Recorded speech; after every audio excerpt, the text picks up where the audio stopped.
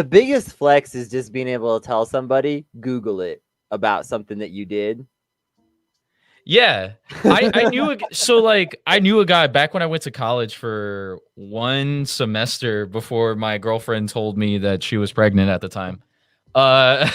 There was a guy who worked for Kim.com and was his manager, and he was just my classmate in English. And so he was telling me we were just like going shooting the shit about like online stuff or whatever. And he was like, yeah, I worked as like a manager for Kim.com, and I was doing some like crazy shit with him. And I was like, what? So, but I wasn't going to be the one to be an asshole in the middle of a conversation and call someone a liar. And I was like, all right, let's continue to shoot the shit. Lo and behold, I Googled him, and then I also Googled Kim.com. Just to see like the connections that he was actually like his manager. And I was like, oh shit, damn, look at me. Good thing I didn't embarrass myself in a public train in New York City. Yeah, no kidding. Actually, one time I met this guy.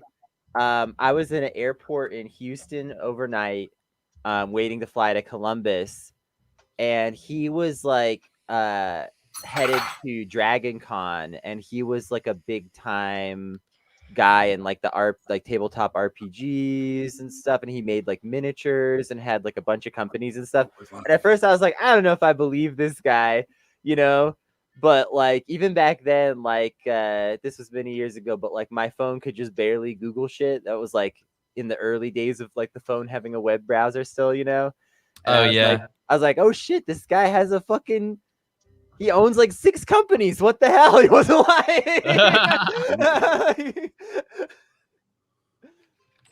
I think the worst part though is like when someone flexes and they can't back it up. Like I remember, so this was right around Google acquiring YouTube. Google had like YouTube had like a studio lab or something like that in Lower Manhattan in New York City. And so I went to an event there through some connections I made because one of my friends was like an aspiring videographer and all this other stuff. And I had went there for like one of those parties, and it was just a bunch of like tech bros who were like constantly talking about themselves and their channels and flexing subscribers and all that other shit. But like the worst part is the one that goes over like, this was back when prank era was still around. Ooh. Yeah. So one of them did like a history of YouTube right there. Yeah, very vile. And one of the guys was like priding himself that one of his videos was like a viral hit, which was him being in Times Square and doing like an Olympics style like torch carrying stunt as like a sort of prank. So like he was dressed like as an Olympian or whatever, and then he had like torch like object that he would try to pass to somebody, and he would just run to them or whatever and gauge reactions like that and film reactions. Yeah, he was such an asshole. I hated that guy. At least that's congrats on your 14,000 views, brother. Congrats. At least that's not as evil as some things from the prank era, but yeah, that's still pretty cringe. Also, on the subject of people bragging about a flex they can't prove, Soulja Boy still claiming that he was supposed to be on Donda, still unverified. Still very unverified. That said, though, there has to be like literally like 1,000 cut songs, right? Oh yeah. I mean, Hurricane was concepted since like 2015. There's a leaked version of it that's on the remember Yandhi that was supposed to come out, and that guy kind of like went nowhere. Well, it got leaked. Yeah, it got leaked on YouTube, and there's a cut of like Hurricane on there that's a little bit more club like. One of the best songs on Donda, honestly. Yeah, I mean, like, Soulja Boy is a weird one because I feel like he appealed to like internet subculture before many other people did it. Like he was really online before what we knew it meant to be really online. Like I remember he was doing like his own so social media network with like SODMG. That was Also, something he did. he was ahead of it on like the meme culture, where like rappers now are way more likely to like appear in a meme video and just like make that a part of their brand. Soulja Boy Yeah. was doing that before anybody had hardly thought to do that. You know, he was in that Super Hot Fire video. Yeah, like that's ancient now. That's so old it's hard to find. That Super Hot Fire guy got in trouble for something, like being a sex pest baby, I don't know, and or being a con artist of some kind. I can't remember exactly, but he got in trouble with some of his former collaborators and had to like pull his account. So like those videos are hard to find now. They're that old. that's crazy to think that Super Hot Fire is old now. Well, It's do you remember ridiculous. LimeWire? That's not a thing Yeah. anymore. Yeah. But like, I remember downloading some song and it turned out to be Crank That Soulja Boy, and it threw me for a second, but then I actually went and checked out the song. Yeah. I feel like I've fallen into some huge media spray of some kind. But Well, not only that, but like he like his internet chops is there. Like we could talk shit about Soulja Boy all we want, but like honestly, like he was ahead of the game, way ahead of everyone else, like probably light years, or like just far beyond what anybody could have ever seen. Just because like he was the architect, you could say he was the architect of the swag movement. He like the whole dance craze going online thing. We had Crank That Rasengan. I remember that shit. Like what? he was like Little B. I mean, bitch, I look like Goku. Like that shit. And everybody was making fun of him on YouTube and all that other shit online for being like, dude, you look nothing like Goku. What the fuck? But like now you say that shit and it's like hype as fuck if somebody said that on a rap song. Yeah. Right? Like Yeah. Lil B was also in that sphere of way ahead of the time on the internet rap curve. Everybody hated Little B for a while. yeah. Wonton remember wonton that. soup. What just to pull it back a little bit to the LimeWire stuff. Remember on LimeWire when you would download like weird Legend of Zelda System of a Down song, and then you listen to it, and it's like Link, he go to town to go to save the Princess Zelda. Whoa, that's Get a it took her away, and now the children don't play. Yeah, that song. It wasn't actually System of a Down. It was a different. No, of course not. It was a different band that sounded like the legendary band, and Kanye had a bit of that stuff too. And it's really weird because I sent Kennedy because I was looking into there was like recently like people have been doing video essays on Kanye. On like all of his unreleased shit, and I never not once explored like his unreleased shit outside of like being the person to have experienced the life of Pablo on Tidal when it originally released before he started chopping up that album and fixing it and all that other shit, right? So like I hadn't really explored his unreleased content, but I started digging in, and that one of those video essays really got me into it. I was listening to TurboGrafx 16 and I was like, holy shit, how the fuck did Kanye not release at least the first half of this album? It's incredible shit. Like, what the fuck? Kanye's got real bangers that are just sort of like in the cobwebs that have only ever been like a single or just never really released in any proper form. I think the internet has really changed perceptions on Kanye on both sides of the spectrum of this, right?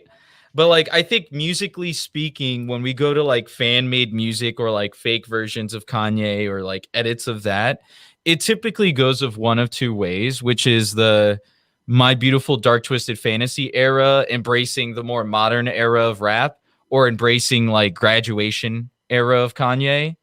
And I'm just not a fan of graduation era of Kanye. Yeah. I like Jesus Walks, you know.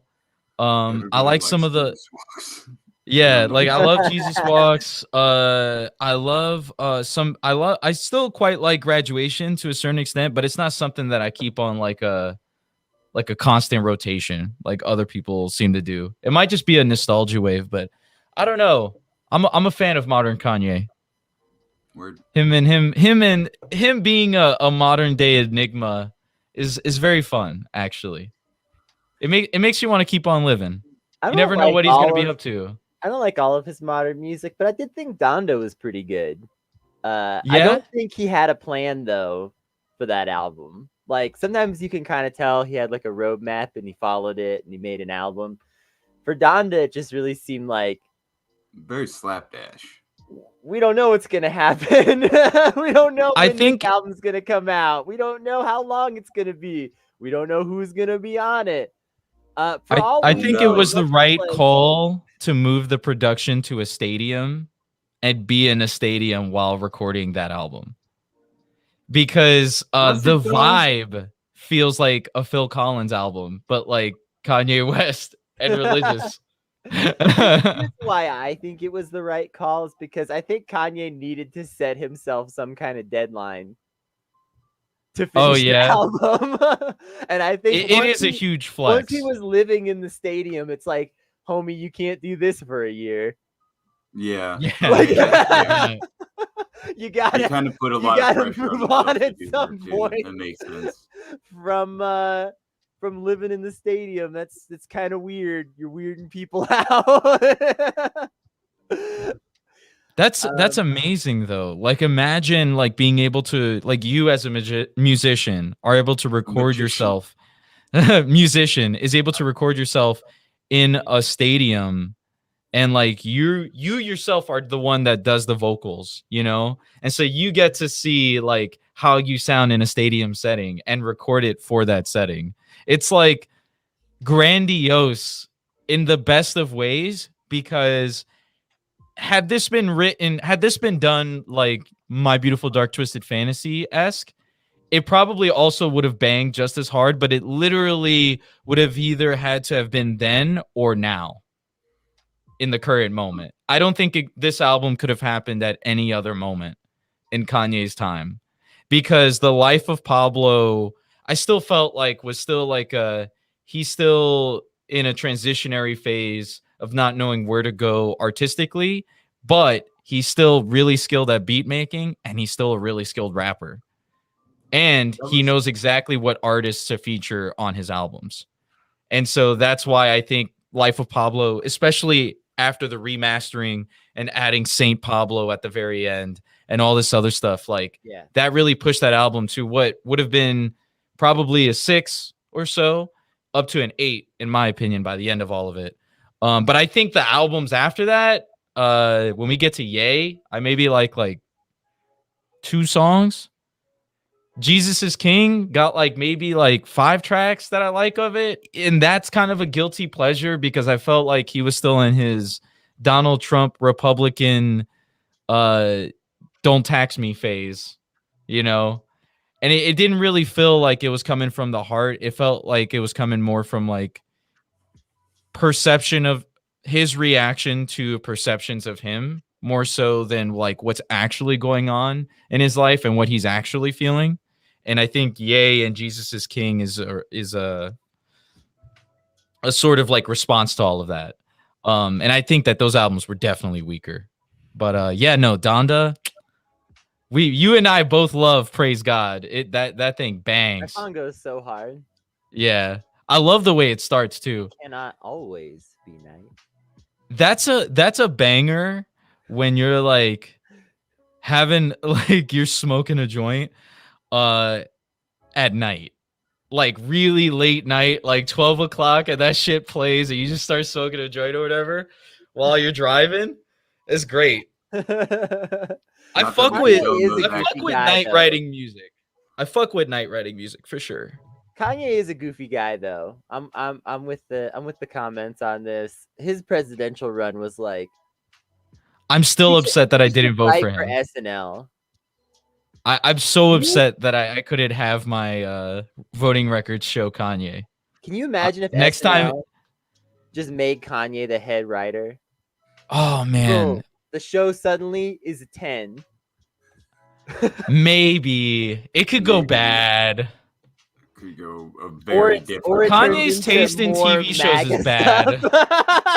Yeah, Kanye's taste in TV shows is pretty bad. Like he really loved the Cleveland Show, the Family Guy spinoff. What? Why? Yeah, that's a fun fact. He guest appeared in one of the episodes. No, That show's awful. no. Seth Rogen, No. not Seth Rogen. Whatever his fucking name is, Seth MacFarlane. He stopped voicing some of the characters after a while because he was just like, I'm fucking tired of this. I can't do it anymore. Yeah, no, it's a terrible fucking show. But Kanye loved it. The best description of it is like a white guy explaining what an African American person is. Or yes. what happens to them. Yes. That's like the best description of that show. I don't know what else to say other than that. That show shocked me. It's an entire TV show of a guy going, actually, I had a black friend growing up, and this is what it was like for him. Yeah. My God. Yeah. Yeah. Shout outs to the Good Old Fashioned Family Values podcast. I think they reviewed the Cleveland show. And yeah, I listened to that podcast quite a bit. And when they got to the Cleveland show, like here and there, I was like, maybe I'll check out like an episode or two of Family Guy. But like when they were reviewing Cleveland show, I was like, I'm never, ever touching this. It's like Mystic Knights of Tir-na-Nog bad. Remember that, Joe? You come out the other side a different person. Yeah. Hey, Joe, we watched something as bad as Mystic Knights of Tir-na-Nog recently. Really? Yeah. Yes. Yeah. Something that I actually closed out of twice in a row. Before we talk about that and some other tokusatsu and action movies in general and some things of that nature, I'm just going to remind y'all, this is Velvet Butcher Shop. We're going to take a quick 60-second break, play the intro music, all of that. And when we come back, we will continue this wonderful conversation here with one of my very best friends, Grav, who I make the Sentai Truther Club with, which you can get anywhere you get a podcast. And me, chopped liver. Yeah.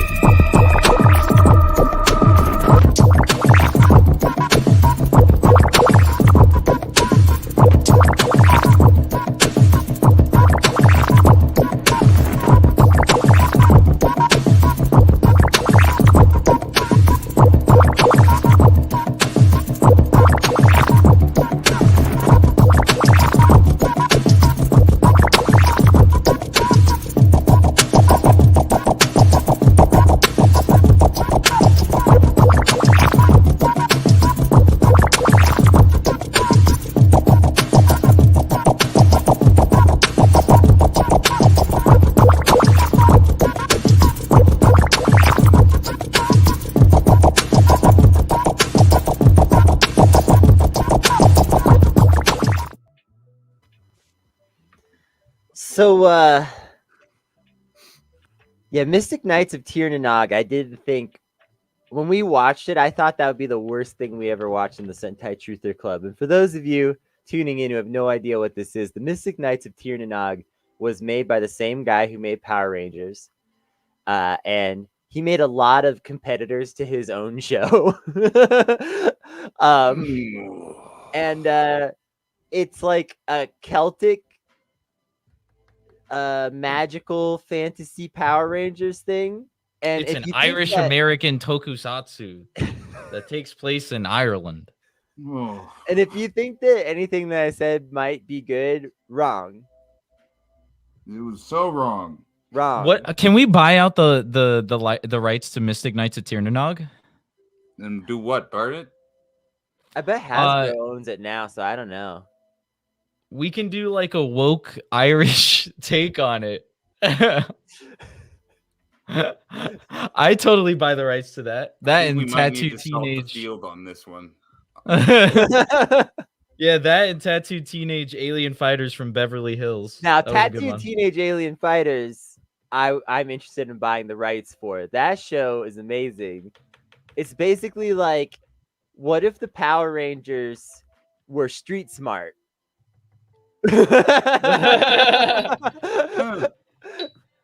And they started out as bougie upper middle class kids. What if they were in who the don't mafia? like each other very much, but slowly become friends. Slowly. What They if can't were be Kevin seen hanging out. McAllister? They were 5 Kevin McAllisters. That's what it is. That would be pretty funny, actually. That'd make for a great tokusatsu. Home Alone 5. Kevin McAllister, Toku. Oh, no.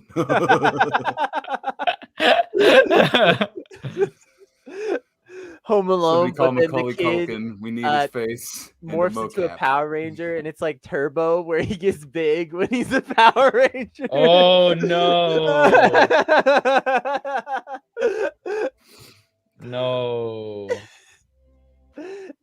I bet you though the robot's just a giant house. A la Black Clover. Just a giant transforming house. Yeah, his parents come back and the house is wrecked, not because the burglars wrecked it, but because he transformed it into a robot and all the furniture got like thrown around. Yeah. God. This is the Home Alone sequel we need. Netflix, I know you watch this show. Do they? Call me. We did. Yeah, That'd be great.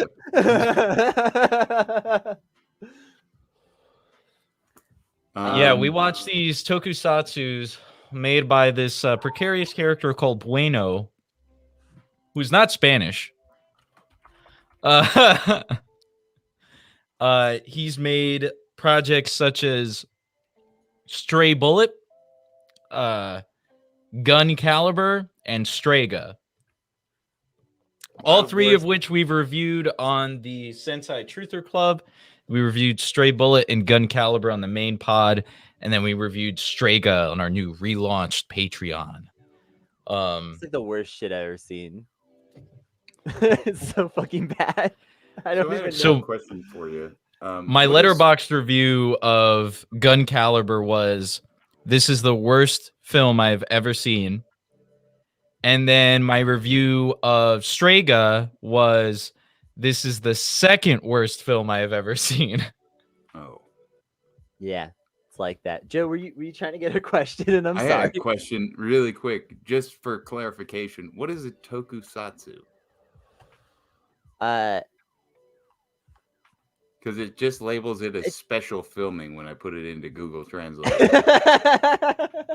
It's a genre of show where normal characters transform into otherworldly characters and have powers. Yeah. Have like powerful martial arts type battles. Okay. So it's like an action film. Yes. Yeah, it's a type of action film. But basically, it's like a lot of it's like, what if magic was real? And also giant robots. It's like Power Rangers, Kamen Rider. Sorry, Metal I just wanted Hero, clarification. You all kept that saying kind the of word. stuff. Yeah, no, you're good. Honestly, we should have clarified for the audience anyway, so you're just fulfilling that role. Yeah, whatchamacallit? Various American shows fit into the tokusatsu genre. There's an extent to which Iron Man could be considered a tokusatsu. Iron Man could definitely be a tokusatsu. Would Mothman be a tokusatsu? Maybe. Maybe. Also, Joe, you'll like this one. I've been making the argument that Danger 5 is a Sentai show. Really? Think about it. You got So like what a is it? team What is of a 5. Sentai? show fall under technically? Like, That's like a what is Think it? of subgenre Power Tokusatsu. Rangers. It's the Power Rangers. I Anything feel with Yeah, we're gonna think of get- Power Rangers. yeah, 5 teams- people, colors, each a team member, each represent some form of the best of human ability. It means task force in Japanese, Yes. apparently. Yep. Okay. Yes. Or like Yeah. flotilla. And then What the Super fuck? Sentai, so Super Task Force. Super Task Force. That's actually very funny. We need a show in America called Super Task Force. It probably already exists. Probably exists. It's some point in If it history. doesn't, we Or need that. it's a YouTube, like somebody made a 3D animation for YouTube for like kids that was very lazily put together, and it's called Super Task Force. Super Task Force 1, a 2013 action movie. Run. What are Oh, the look. ratings? What are the reviews? It has a 6.4 on IMDb. Wow. Oh, we might actually have to watch it now. Uh-oh. 15 Sentai years Kids ago, Club. the Super Task Force 6 were shut down in secret by the evil Emperor Zaggle. Since then, he has been working on a super weapon powered by all 6 armors. A former enforcer smuggles a super suit to an unprepared Jason. Sounds like CIA propaganda. It does, yeah. We can't dismantle the CIA. No. Notice me, Sentai.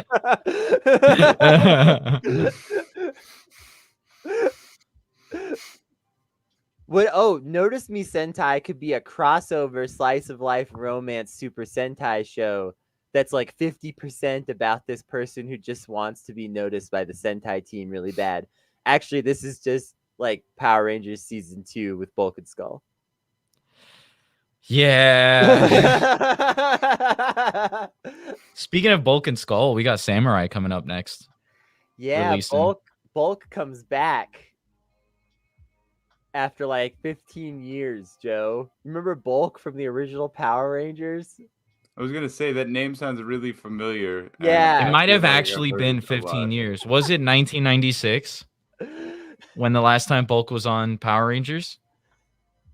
Might have been. That's a Uh, long time. Nah, because they were in Lost Galaxy. Oh for a little yeah, bit. a little bit in Lost Galaxy. For, Yeah, reasons. Still, like it's been like over a decade since the last time Bulk was there. Bulk lost all of this weight just for Haim Saban to go, let's continue making fat phobic jokes like back in the old days, huh, buddy? Sad face. What? Shit sucks. What? Yeah. Hey, And then they couldn't bring back what's his name? Skull? Yeah, They Skull's brought back only in they one brought episode. Spike, Wait, Spike his from like, nephew. Oh, No. Nah. And his nephew does the skull laugh, but like all the time, repeatedly, over and over again. So That kind bad. of shit. I don't like it. Yeah, I It's immediately so don't like bad. it. really bad. Hey, I wanted to have a discussion about. What do you think the net value of action media is? This will tie Good together nicely with our week too, because on Monday we talked a little bit about does action movies make you violent? Oh man. Everybody wants action. That's like $1 trillion market. But what do you think? Like, do you think it's morally good or bad in general? Like, what things do you think makes it good or bad in an action property? Like I think you and I generally agree that like the Power Rangers and stuff like that is generally relatively morally positive, and that's part of why we like it. In terms of how it portrays like things like violence, like they're frequently trying to hold off on the most violent measures until they absolutely have no choice and things like that. And even if it's a little contrived, it's still a nice nod to the idea of we don't just pull our guns out immediately, right? I think in terms of morals, I approve of action media just because, like, to an extent. I think if we did it like the way China's doing it, I'd be more okay with it. I'm pretty I'm not okay, honestly, with excessive gore or excessive violence unless there's like maybe a sort of message behind it. But like, I really don't need to see like thousands of dead bodies in an action flick. You know what I'm saying? Yeah. Especially now that like graphics technology has gotten so good at like making things look realistic, where like even shit like Squid Games could look like actually jarring, right? Just to see like how realistic the dead bodies look in that. And also like I have a kid. That being said, like even as an adult, even when I'm by myself, I still don't particularly like it. But in the way of like Jackie Chan did this 2015 movie with Adrian Brody called Dragon Blade. I think it's quite amazing. It's a cult classic just because it got a limited release here in the United States. And that portrays violence as a sort of defensive tactic, which is why we like certain seasons of Power Rangers so much when they act in Right. defense, because that's how they're always supposed to act, right? Yeah. Power Rangers use their weapons for defense. It's in like one of the songs in the 90s. What if the Power Rangers were bad guys? like They were bad like you could people. do that shit and still be quite great. It'd still be just as entertaining and all that stuff without having to pull your punches per se, right? Yeah. Yeah. What do you think? I want to hear from Joe. Then I'll give my thoughts. What do you think Pass about me the action? rock. Okay. What do you think about action media and the morality of it? The morality of it? Yeah. I mean, is there really any like morals behind it? It's just it's a film that's supposed to like really, I feel like, increase fucking toxic masculinity, which is kind of frustrating a lot of the time. Unless it has a message, like exactly what you said.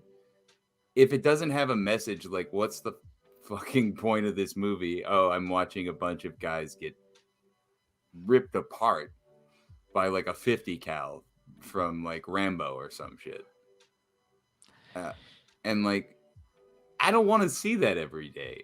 I don't want to see 300 every day. And I mean, living in Portland right now, it feels like I'm seeing some sort of post-apocalyptic weird sensation. But I'm kind of desensitized to it, and I don't enjoy those films anymore. Like, I'd rather have some sort of emotion at some point where it's just like, oh, I relate to that. I don't relate to action movies. I don't think I'm gonna put myself through a wall with my body. I will break myself on a wall. Like the wall will have no damage. I will have all the damage.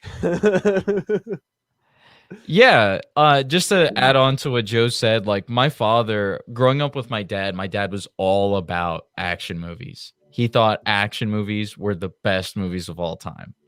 And for a while, I shared his taste in action movies. I remember giving Nicolas Cage's Ghost Rider like a 5 out of 5 when it first came out, just because like I was a kid, I didn't know any better. Sure. And my dad also loved it. But you know, over time, like I was like, actually, I kind of like stories in my movies. I kind of like character development. You know, I like seeing the why behind things a lot of the times. And you know, my dad and we then diverged in our movie tastes after that. Yeah. And that being said, there came a point where my father found himself in a movie theater watching Transformers Age of Extinction or whatever it was, where Optimus Prime like wielded a sword and everything and all this other stuff. And my father told me over the phone, he was like, yeah, I watched it. The action was good, but that story was so bad.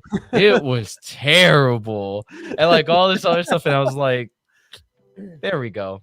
There's progress. There is yet hope. Yes, there is hope.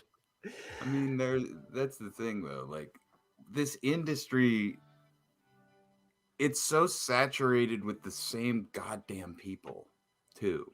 And the same just shit, you know, because like when I think about it, I'm not opposed to watching action films, action TV shows, But when I realistically like consider it, you know, every single year there's like 5 new movies like American Dad with a Gun, you know, uh, and like you Yeah. know, Another Office Seth Sniper, MacFarlane piece.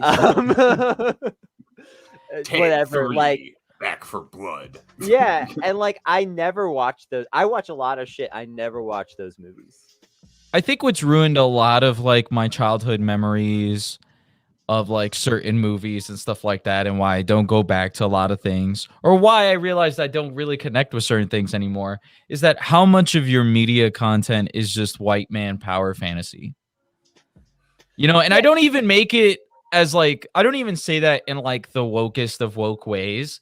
I say it as just like from like a diversity and content standpoint.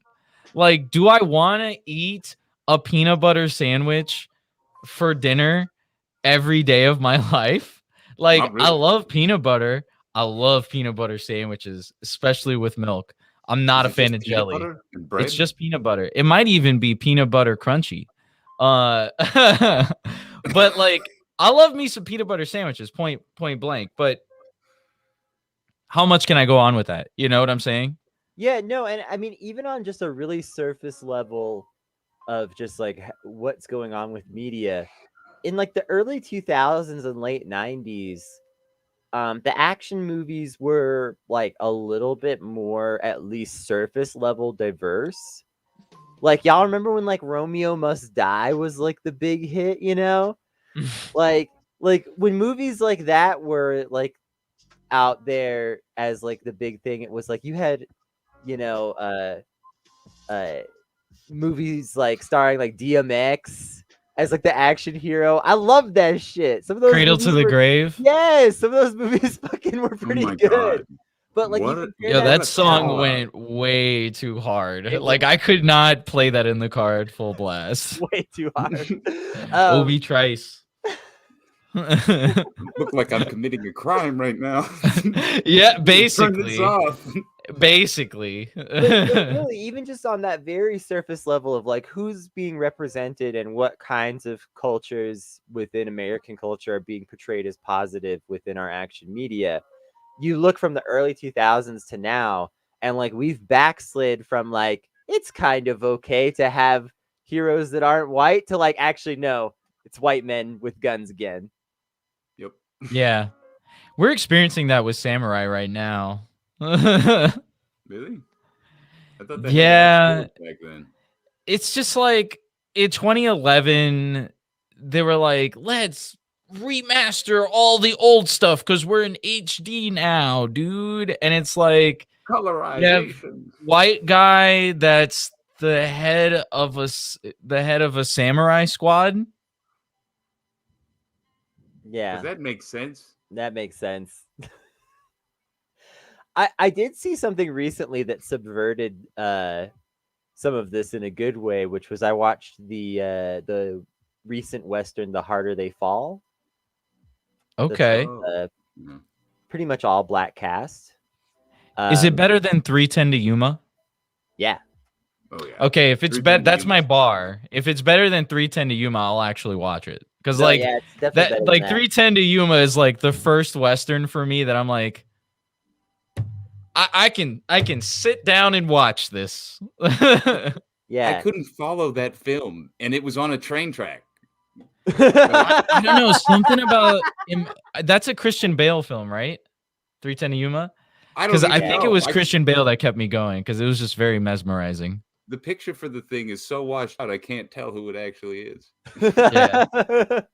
that was a slightly tough movie to get through. No, The Harder They Fall is pretty good. It does still have a few like kind of typical action movie problems that aren't saved by like the many creative choices. But like one cool thing is that they subvert in a really fun way these sort of expectations that people have, especially about like classic action movies, like the boomers that want to ruin our fucking culture now, especially like, so you go look at like a Clint Eastwood Western, With and the bad and the ugly. it's Handful of basically Good all Job. white people in the towns that he goes to, unless he's explicitly going to the town where the bad guys hang out. right? kill the bad guy. Yeah, like there's like a very blatant bias, and it's an ahistorical, unrealistic bias, you know. And so the harder they fall, like, just sort of switches this in the other direction, and like imagines, like, what if, you know, there were whole towns in the old west that were all black people, and like incorporates these like famous black people who did live in the west, although like the people are real, the story is fictional, kind of thing. Just to, like, in the same way that like people, you know, make movies with Doc Holliday, Wyatt Earp, you know, so it like subverts that whole thing. And there's one really, really funny scene in particular where they go to this white town, and the town is literally like, it's like one of those towns that's covered in gypsum powder and all the buildings are white. Every like all the furniture is white. Everything's fucking white in the whole town. It's so funny. And Buildings are ghosts. yeah, like they played with that in a fun way, and that made it imminently watchable, as opposed to a lot of media that feels just more blatantly toxic because like they were trying to subvert a typical toxic expectation. That said, it still had some like problems in terms of like just being like, a lot of action stuff is just blatantly emotionally manipulative, and like I don't like that. I don't like it when you introduce a character just to have them very conveniently die, and it's all really obvious that that's what you're doing. I think the basic question to a good action flick is who has the moral authority of violence in a situation that it occurs in, and do you like it? Right? Weird. Do you like the fact that they have that moral authority on violence? Yes or no, and why? Yeah. Like that's like the basic like deconstruction of that. And you know, and then there's a lot of like interesting stories to tell from that. It doesn't have to be bland one note, right? You could be like, well, if the person attacking is justified, why are they attacking? Or if they are persecuting someone, why are they persecuting? And also like justified retaliation, right? Like if you are the one being persecuted and you attack in retaliation, that is an interesting story, right? So like there's all these different dynamics at play and stories that you can tell of that. And that's the question that you got to frequently ask yourself, right? It's why like action flicks like Strega doesn't work for people like you and I, because we don't like Bueno's moral authority on violence there. Huh. Yeah, because he's a jerk. He's an asshole.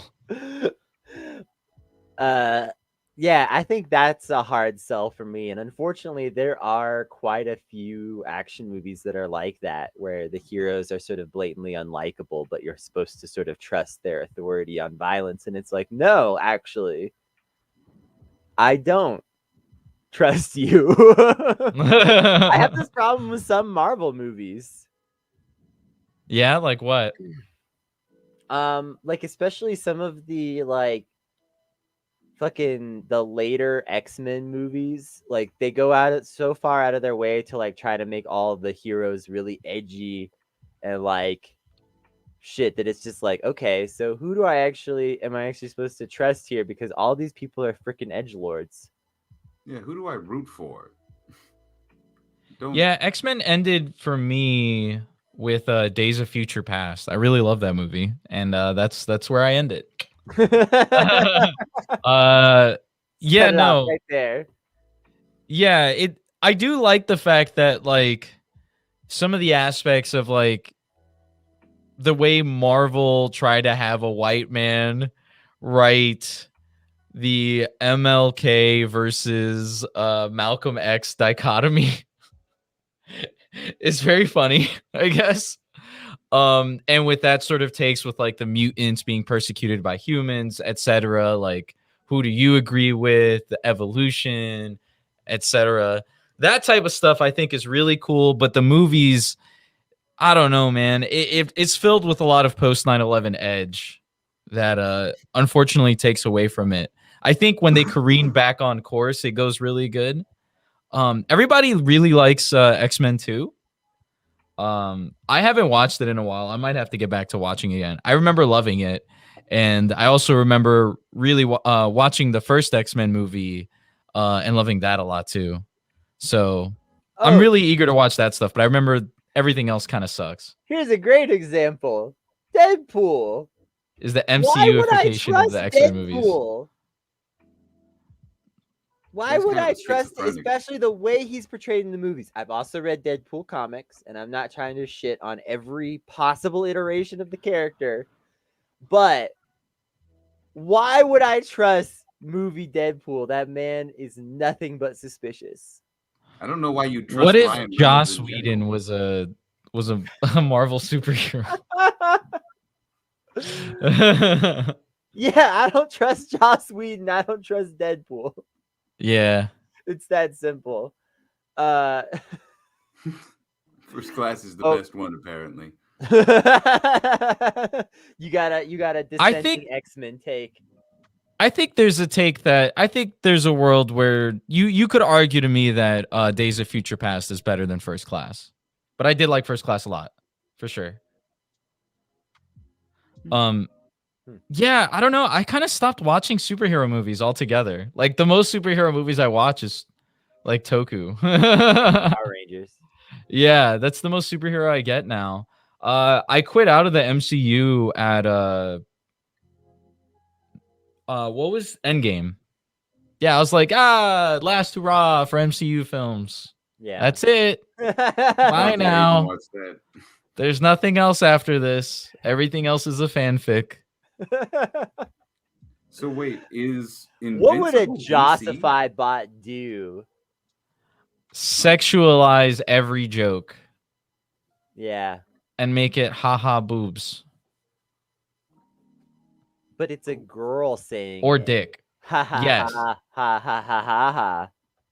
Yes. That make it okay. I don't know if it makes it okay. Don't want this. I'll have you know, I have 7 sisters. I could shit on Joss Whedon all day, to be honest. I really dislike him. Does not bring joy. What's your favorite Joss Whedon film? Name a Joss Whedon film without looking it up right now. How am I supposed to name a favorite? I hate everything that this man has made, basically. And yes, that includes Buffy and Firefly. Come at my head. I don't care. I don't remember. I liked Angel, but I was a kid also when that was out. Yeah, the last time I saw Angel, I was like a edgy 10-year-old, so I'm not gonna. You were like, angels are cool. That was a really cool phase of the 90s. That was a really cool phase of the 90s, and then the rebirth of it in the mid 2000s was pretty fun too. I like that. Daybreakers was a good movie. I just had a flashback to being a child and getting caught watching Angel, and my mom made me watch Touched by an Angel. After that, she wouldn't let me watch Angel anymore. She was like, "You watch Touched by an Angel, otherwise you're going to be a poison child." I turned out to be a pretty toxic kid anyway.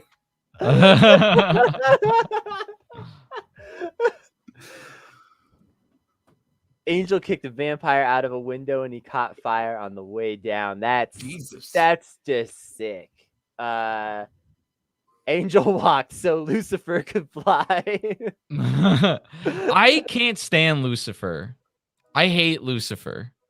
Because Lucifer keeps being like, this one chick's like, is this guy really the devil? And he's overtly being like, I'm actually the devil, but I'm not really saying I'm the devil.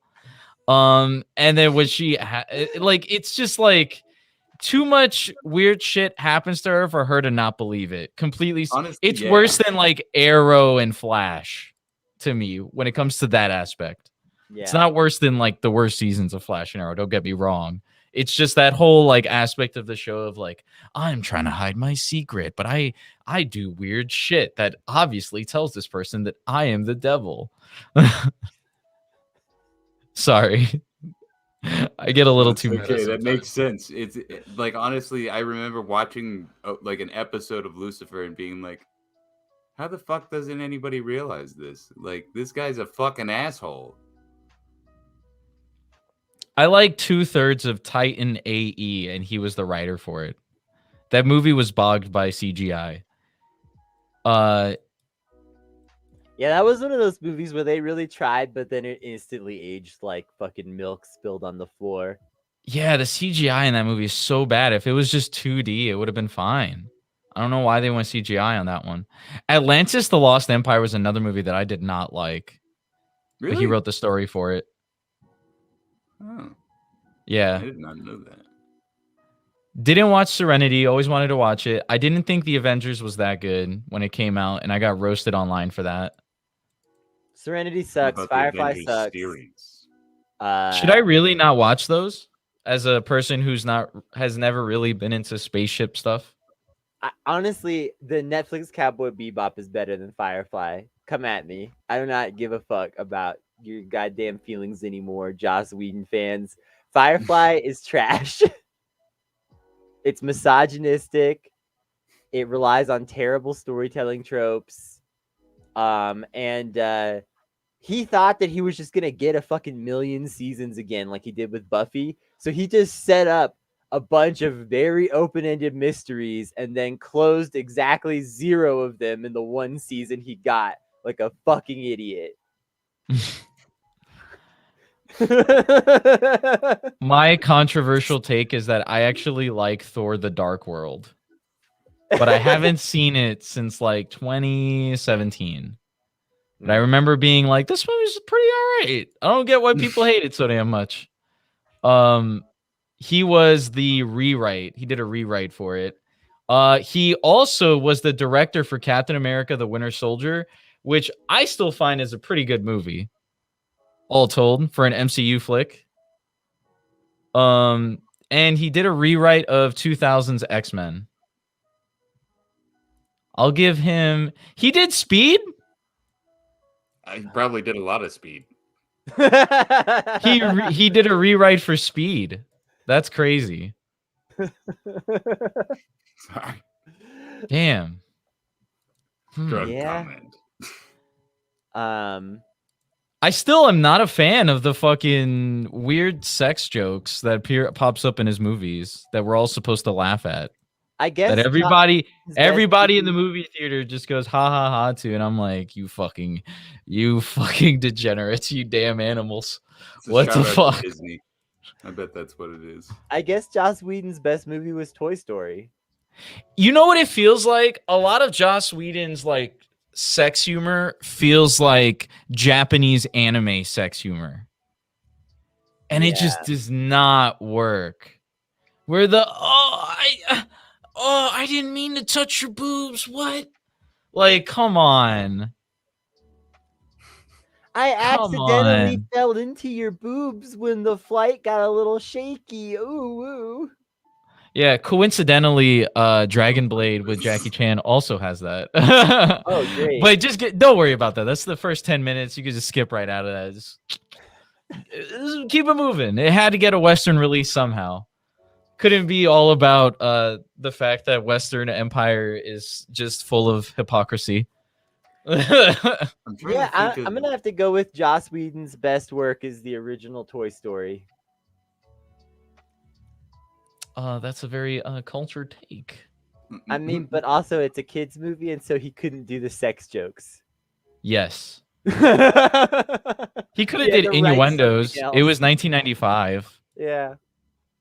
But still, he had to write something a little bit more sophisticated. More like Yes. Jeff Weeing. Good one. I really like that. Who's your favorite director, Kennedy? That's actually so tough for me because most of my favorite directors have betrayed me.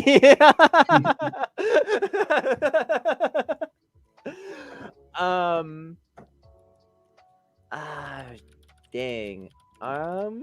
That's so tough. Joe, do you have a favorite director? I'm gonna pass this off to you for a second so I can think about this. Favorite director. You know what? That's actually a really good question. I don't Honestly, think I have an it's answer. David Lynch. No, fuck no. Oh my god. I love his movies. How was his Dune, by the way?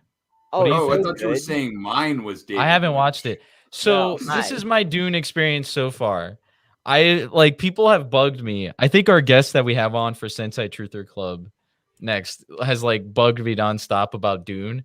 I have read the first 3 pages of Dune, and I have Nice. not done anything else, but I have avoided everything else. Like every time a video pops up about Dune, I'm like, nope. I'm reading the books Nope. first, and Read then I'm that gonna book. watch the movies, and then I'm gonna be a film auteur critique, and write my review on Letterboxd. But yeah, no, I'm just a regular old movie watcher. My favorite director is Quentin Tarantino. Sorry.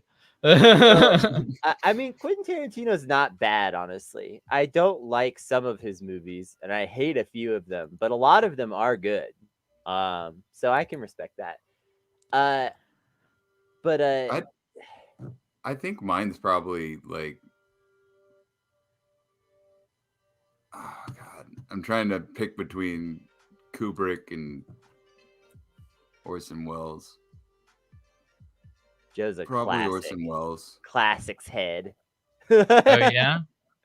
I have always wanted to watch Citizen Kane. I have watched some classic movies. I've watched the first Agatha Christie movie adaptation in English class, and I thought that was pretty okay. Still.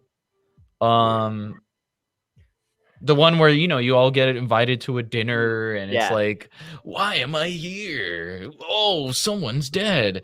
It's pretty And fun. it was Yeah. basically like outlining the differences between the movies getting adapted from the books and like how it works, because that adaptation didn't end in a suicide and then something else happening at the end like the book did.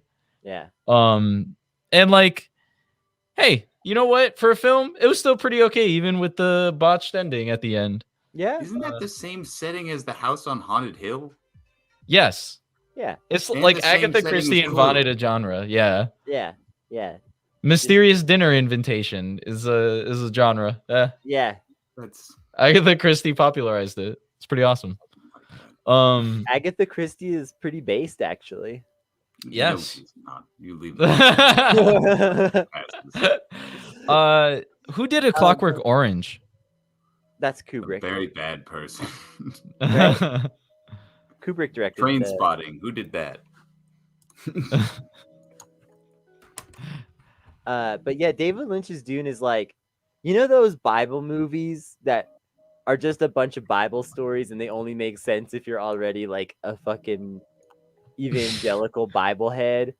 It's like that. David Lynch's Dune is like that. If you haven't read Dune, you're just gonna be like, what the fuck am I watching? But if you have read Dune, you'll be like, wow, this is beautiful. And like it really captures a lot of the spirit. Damn, this is cool. Hell yeah. I haven't actually watched New Dune yet. We should watch all of whoever did Glorious. Was it Glorious? Or no, just Mechanical Violator Hokkaido. The director of that, we should watch all of their films. I'd be down. That was like such a Kino movie. Just to interrupt real quick, A Clockwork Orange was Kubrick. I thought so. And then Train Spotting was Danny Boyle. Okay. Kubrick's a bad man? Apparently. I don't know why he was on my list of favorite directors that I had written on my desktop. Yeah, that's honestly why I need to read it. That comment by Greenhouse Gaslighting. Dune is honestly the intersection between sci-fi and Islam I never knew I needed. Yeah, nah, as a person who reads the Quran quite frequently, I really, really want to read Dune's take. I think it's pretty good. I'm glad it's getting popularized. It sucks that the newest movie like Christianized it. But hey, it's whatever. I'm not a sci-fi person at all, but I really appreciate it. That's sick. Yeah. Hell yeah. Hell yeah. Yeah, Dune is a great property. It's a really cool universe. It's just fun. And it was so ahead of its time, honestly, because like it feels more futuristic and more interesting than a lot of shit written today still. especially because the author had some like important conceits in the book that help its version of the future hold up. Because like he wanted to justify this like slightly weird situation to put these characters in, and so he was like, "Yeah, they don't use robots anymore because of this robot war thing, and everybody's scared of robots. So you won't really see robots. You won't see lots of computers. Everyone's scared of computers." It was just like, okay, there you go. Hell yeah. No. I can't wait. I'm really excited to just get engrossed in the Duneverse. Yeah, I'm gonna try and make time. So wait, have you guys seen the movie? I have seen the not. new one. I have not. I have not Yeah. either, but the lead guy. We should all watch it and then Hell yeah. do an episode of Velvet Butcher Shop together again afterwards. Hell yeah. I'll let y'all know when I'm caught up. I'm just gonna read the first book, right? Because that's all everybody's ever adapted was the first book. Yes. Cool. So yeah, I'm just gonna read the first book, then watch the movies. Let's go. Yeah, the first book is what counts the most. Book 2 is also like probably worth reading, especially because like it was like partially made up of stuff that was like cut because the original like manuscript of Dune was so long, and the publisher was just like, no, you have to cut something. Hell yeah, let's go. I'm excited.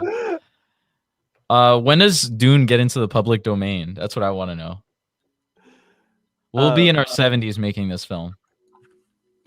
We got our own version of Dune. It'll probably never fall into the public domain now, thanks to Disney fucking with copyright laws. What? Yeah.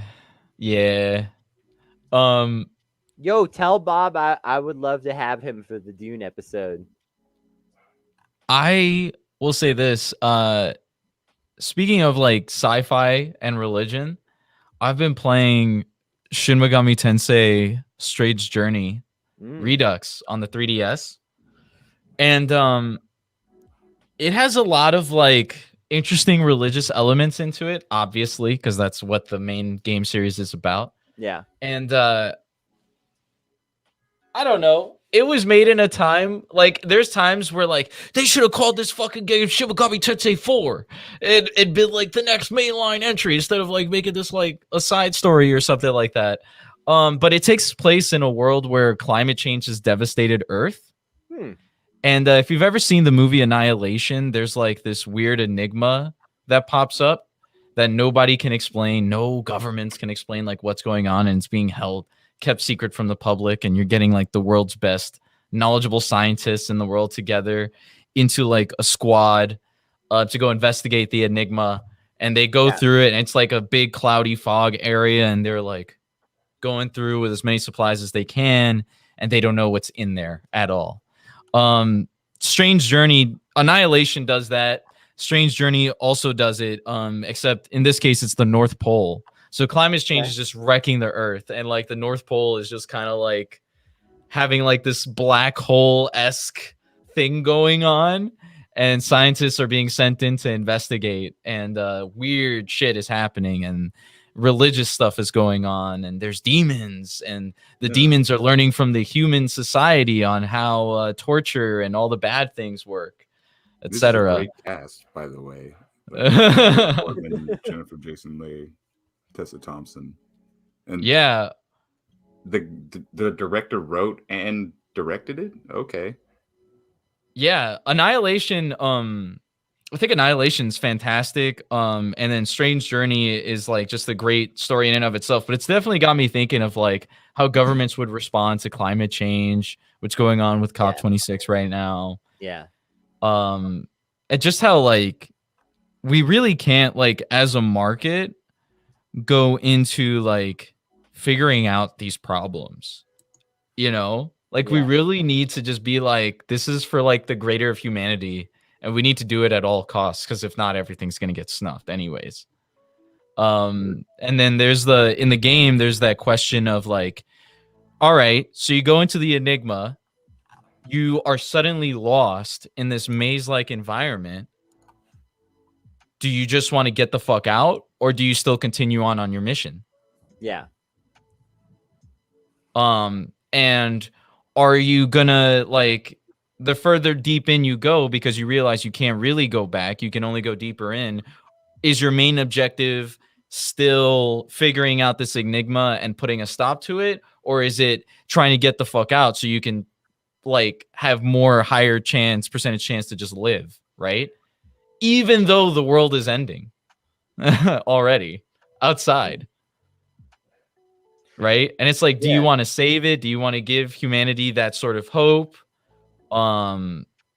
You know, what do you want to do in that instance? So it's an interesting question, and it's like goes over like the personal survival versus survival of the collective, and what you're willing to risk your life for.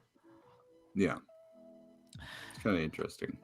Yeah. That being said, though, a lot of the like some of the it has that game binary of good versus evil, so law versus chaos type shit. Yeah. And in some games it's better than others, where the representations of law and chaos and the devil and God and stuff like that are better than others. In this game, the chaos, I want to get the fuck home one is just like, I'm obviously like a slick dude who's like potentially gonna betray you or do some shit because I want to go home. I don't want to fucking be here. Yeah. But it is nice to have demons, though.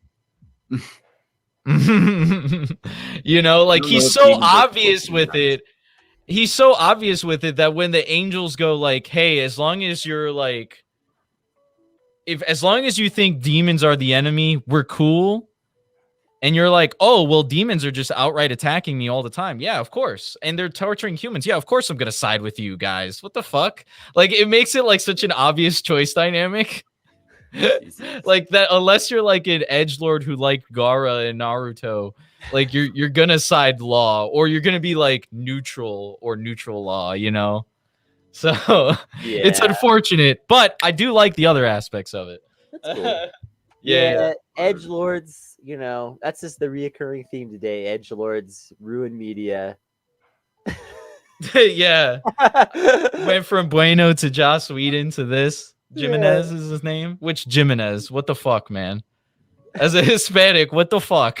I have no answers.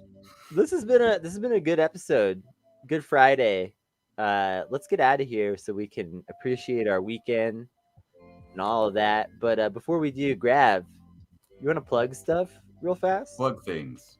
Hell yeah! So you can catch Kennedy and I on Sentai Truther Club. You can get that anywhere you get podcasts. We do anti-capitalist tokusatsu reviews. So right now, we're doing Power Rangers. We're getting back into Power Rangers. We've just done quite a long stint doing shit that isn't Power Rangers. Yeah. Turns out that when stuff isn't Power Rangers, it can get really bad. You don't know just how bad it can get. And we've reviewed some of those things. We've relaunched our Patreon, so you can go to patreon.com, I think, /Sentai Truther. And we came out an episode where we reviewed this awful edgelord media called Strega. It's a movie you can watch on Amazon Prime for free. Don't do it. It's bad, but you can watch us rip into it on there. We quit out at 40 minutes of that film. The other film, Gun Caliber, which we reviewed on the main line of podcasts, is we quit out at 30 minutes. So it was an improvement. But we had our buddy Tone explain to us the internet history of like Henshin Justice, of Web 2.0 internet forums and that type of stuff, and what was going on at the time in the tokusatsu of that era. So yeah, definitely check that out there. Other than that, you can find me on Twitter. I'm at Gravcast. I'm starting up a Substack soon. And I'll be talking about 90s multiculturalism and the tokenization of minorities a bit, and like kind of like my own personal journey and that type of stuff. So look out for that. Thank you so much, Kennedy, for having me on as always. Yeah, thank you. Thanks for being here with us. Yeah, this Joe, is- it's a pleasure to see you again after so long. I haven't seen you in months. As always, this is Velvet Butcher Shop. We are live Monday to Friday at 1 Eastern, and then available forevermore after that in both video and audio form on YouTube and Spotify. And if you like the show, then go hit that like button. It's corresponding. It's the corresponding action. And in fact, go like every video, subscribe to the channel, tell your friends to subscribe. The sooner we hit 100 subscribers, the sooner we can have a real URL name. And I'm going to keep harping on that until it happens. And also, if you want to support the show monetarily, go to Ko-Fi or Patreon, your choice. I don't give a crap. Give me money somehow, and I'll make the show better. We need a budget so that we can advertise and shit. And we'll see you next time. It started waving.